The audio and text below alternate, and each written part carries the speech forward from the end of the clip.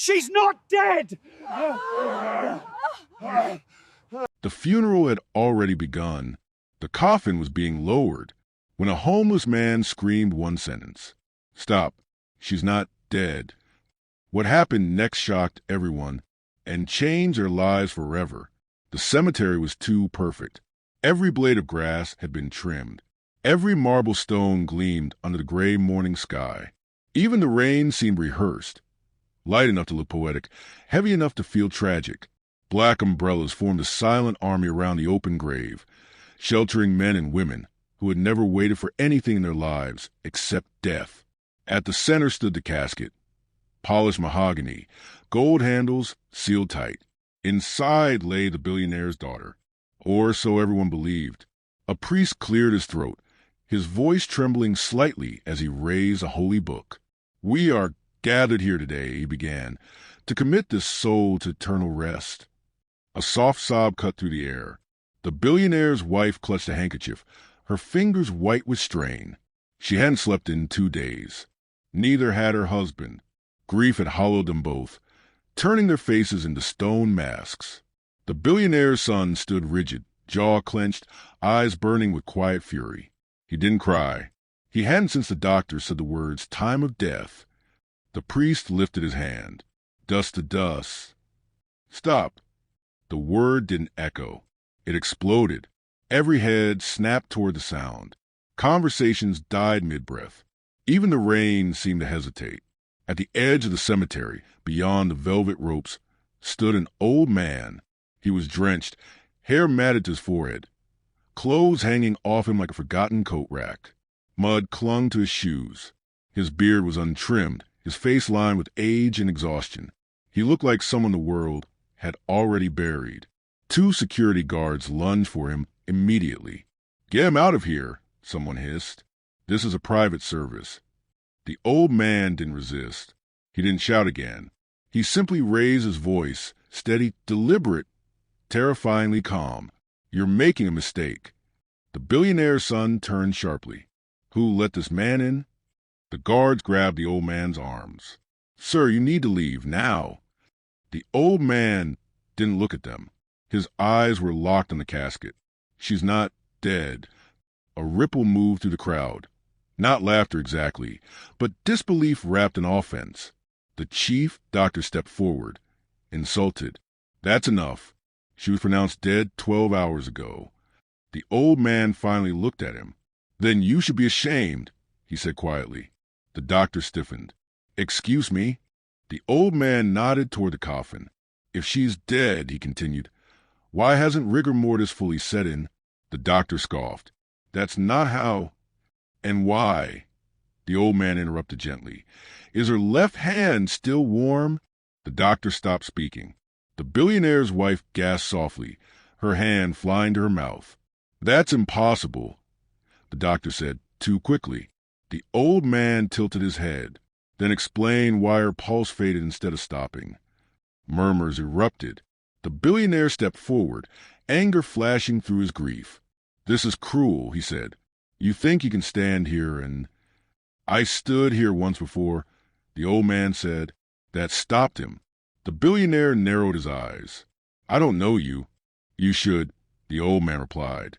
"You paid me not to speak." The crowd fell silent. The son stepped closer, fists clenched. "What is he talking about?" The old man looked at him with something almost like pity.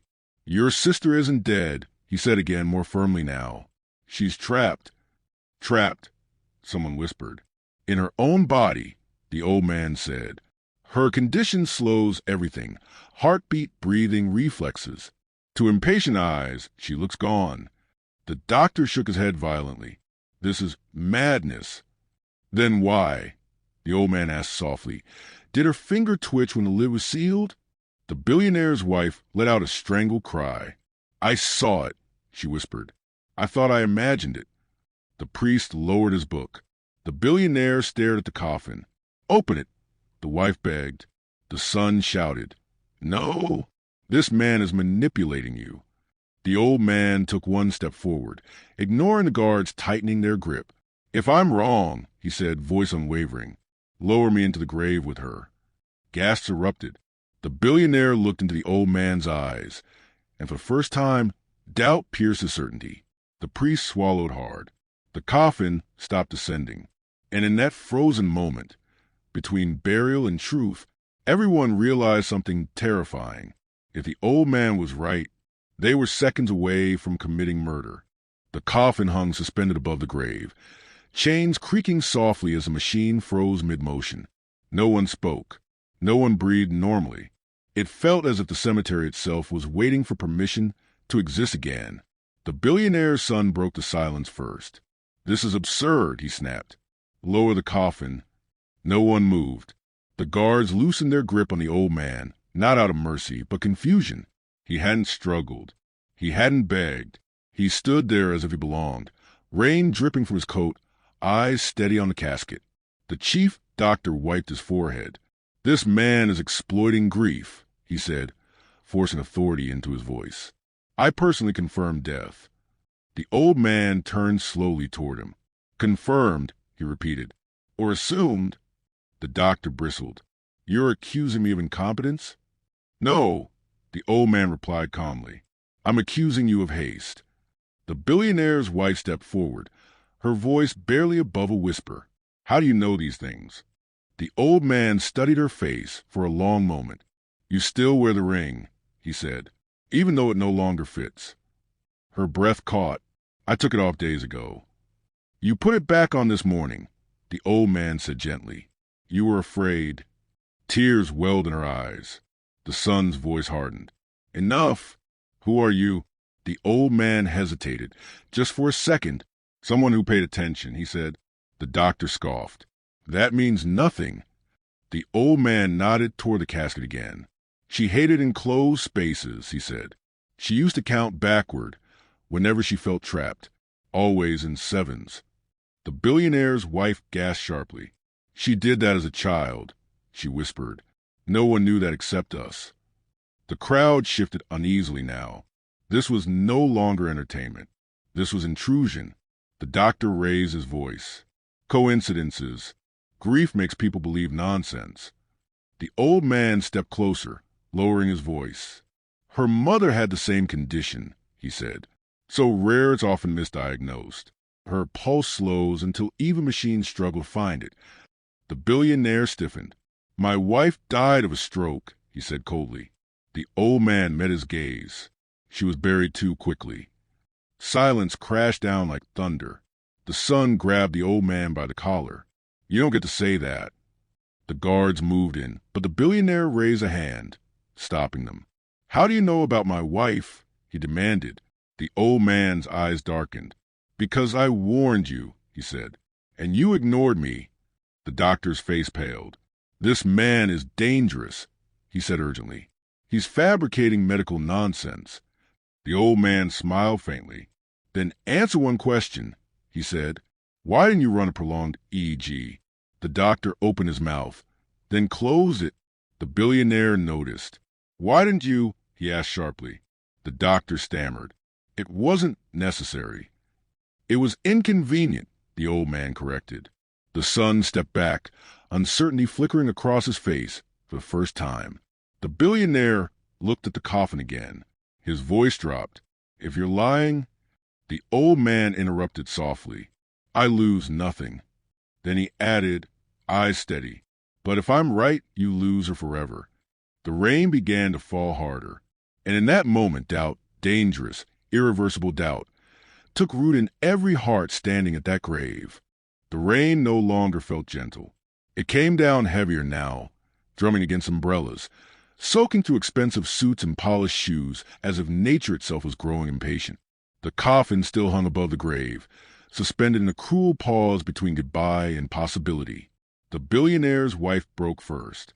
"Open it," she whispered. No one moved. Her voice rose, cracking. "Please, open it." The priest looked helplessly at the billionaire. "This goes against every protocol," the chief doctor said quickly. "If we disturb the body now—" "If she's a body," the old man said quietly. The billionaire closed his eyes. For a brief moment, memories flooded him. His daughter laughing on a yacht, arguing over music, teasing him for working too much. He opened his eyes again. "Open the coffin," he said. The son stepped forward. "Father, you can't be serious." The billionaire didn't look at him. "If there's even a chance." The chains creaked as the coffin was carefully lowered back to the ground. 2 guards hesitated, then unlatched the golden clasps. The sound was unbearable. Click, click. The lid lifted slowly. A gasp tore through the crowd. She lay perfectly still, skin pale, lips slightly parted, as peaceful as sleep. For one crushing second, hope collapsed. The doctor exhaled sharply. "There, you see." Then a finger twitched, barely noticeable, almost deniable. The old man leaned forward. "There," he said. "Did you see that?" Someone whispered. The doctor shook his head violently. Post-mortem reflex. Another twitch, longer this time. The billionaire's wife screamed. "Oh, God, she's alive." Chaos erupted. "Call an ambulance. Get medical equipment. Move." The doctor fell back. Disbelief etched across his face as he fumbled for his stethoscope. He pressed it to her chest. Nothing. He pressed harder. A faint thump answered. His face drained of color. "Pulse," he whispered. "There's a pulse." The old man closed his eyes in relief. "She's been counting," he said softly. The billionaire's son stared at his sister's hand as it trembled again. His voice broke. "I almost buried her." The ambulance siren wailed in the distance, slicing through the rain-soaked air. Paramedics rushed in, pushing past stunned mourners. Oxygen masks. For lines, commands barked sharply. Vitals are weak but present. "Prepare transport, now." As they lifted her onto the stretcher, her eyelids fluttered faintly. The billionaire's wife collapsed to her knees, sobbing uncontrollably. The doctor sank down beside the grave, shaking. "I signed the certificate," he murmured. "I signed it." The old man stepped back, suddenly exhausted, his strength draining as fast as the tension had risen. "Too close," he whispered. "Just like last time." The billionaire heard him. "What do you mean?" he demanded. The old man met his eyes, rain streaking down his face. "I've watched this happen before," he said. "And I begged you to listen then, too." The stretcher disappeared into the ambulance. Sirens screamed as it sped away. The cemetery stood frozen, half mourning, half miracle. The billionaire turned slowly toward the old man. "Who are you?" he asked again, but this time his voice trembled. The old man exhaled. "A ghost you tried to erase." And as the rain washed over the open grave, everyone knew this was no longer just about saving a life. The hospital corridor smelled of antiseptic and fear. Fluorescent lights hummed overhead as doctors rushed past, their footsteps echoing too loudly in the narrow hall. Behind the glass doors of the intensive care unit, machines beeped steadily, proof that life, fragile and stubborn, was still fighting. The billionaire stood apart from his family, hands trembling for the first time in years. His wife sat in a chair, staring at the floor, whispering prayers she hadn't spoken since childhood. His son leaned against the wall, silent now, stripped of anger and certainty. At the far end of the corridor, the old man sat alone. A nurse approached him cautiously. "Sir, are you family?" He shook his head. "No. Friend." He paused. "Once." The billionaire noticed the exchange. Slowly, deliberately, he walked toward the old man. Each step felt heavier than the last, as if the past itself were pulling him backward. "You're supposed to be dead," the billionaire said quietly. The old man looked up. "So you made sure of—" The billionaire's jaw tightened. "I paid you to disappear." "And I did," the old man replied. "You just didn't expect me to survive it." They stared at each other, years of unspoken history pressing between them. "You ruined me," the old man continued. "When I refused to alter records, when I refused to call living people dead just to protect your interests." The billionaire's voice dropped. "You don't understand the pressure I was under." "I understand it perfectly," the old man said. "I lost my license, my reputation, my family." The son turned sharply. "What is he talking about?" The billionaire didn't answer. The old man stood slowly, joints aching. "I was a physician," he said, "one of the best you ever employed, until I became inconvenient." The wife looked up, shocked. "You're the doctor who treated me years ago," she whispered. "The one who warned us about catalepsy," the old man finished. "Yes." The billionaire swallowed hard. "You said my wife could be buried alive," he muttered. "And you said I was overreacting," the old man replied. "You wanted the funeral over quickly. The press was waiting." The corridor felt suddenly too small. "She died anyway," the billionaire said weakly. The old man shook his head. "She died because no one waited long enough." Silence felt like a verdict. "I tried to expose the truth," the old man continued. "You framed me. You said I was unstable. The board believed you." The son's face twisted in horror. "You destroyed him," he said to his father. "I was protecting this family," the billionaire snapped. "And almost buried it today," the old man said quietly. A doctor emerged from the ICU. "She's stable," he announced. "Weak, but alive." The wife broke down in tears. The billionaire sagged against the wall, relief crashing into guilt. "You saved her," he said to the old man. "Name your price." The old man shook his head. "You already paid it," he said, with years of silence. The billionaire lowered his voice. "Why come back now?" The old man looked toward the ICU doors. "Because she reminded me of who I used to be," he said, "and because I couldn't let you bury another truth." For the first time, the billionaire had no defense, only regret. And somewhere beyond the glass, a heart kept beating, proof that lies, no matter how powerful, cannot stay buried forever. Morning sunlight streamed through the hospital windows, soft and forgiving, as if the night had never happened. The rain was gone. The storm had passed. Inside the recovery room, machines hummed gently, no longer screaming urgency but whispering reassurance. The billionaire's daughter lay awake now, eyes open, breathing on her own, pale, weak, but alive. Her fingers curled slightly. The billionaire's wife gasped and rushed forward. "Sweetheart, can you hear me?" A faint nod. Tears spilled freely, happy, uncontrollable tears. The billionaire gripped the bed rail, his powerful hands trembling as he whispered the words he never thought he'd get to say again. "I'm here." Her lips parted slowly. "It was dark," she murmured. "I tried to move. I tried to scream." The room fell silent. "I kept counting," she added softly. "In sevens." At the doorway, the old man smiled for the first time. Later that day, the truth spread everywhere. News headlines called it a miracle. Doctors revised statements. Apologies followed, some sincere, some strategic. The chief doctor resigned before nightfall. The billionaire stood before cameras, voice unsteady. "A mistake was made," he said, "and a life was saved by a man we chose not to see." He turned and gestured, but the old man wasn't there. They found him outside, sitting on a bench, face turned toward the sun. "You saved my daughter," the billionaire said, standing beside him. "I can restore everything, your name, your career." The old man shook his head gently. "I don't need titles anymore."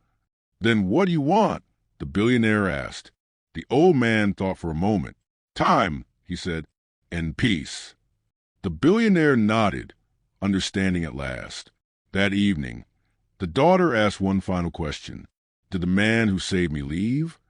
The billionaire smiled sadly. "He never really arrived," he said. "He was always here." Outside, the old man walked away quietly. No applause, no cameras. Just a man reclaimed by truth. And for the first time in years, he wasn't invisible anymore. Thanks for watching, and don't forget to subscribe, like, and share.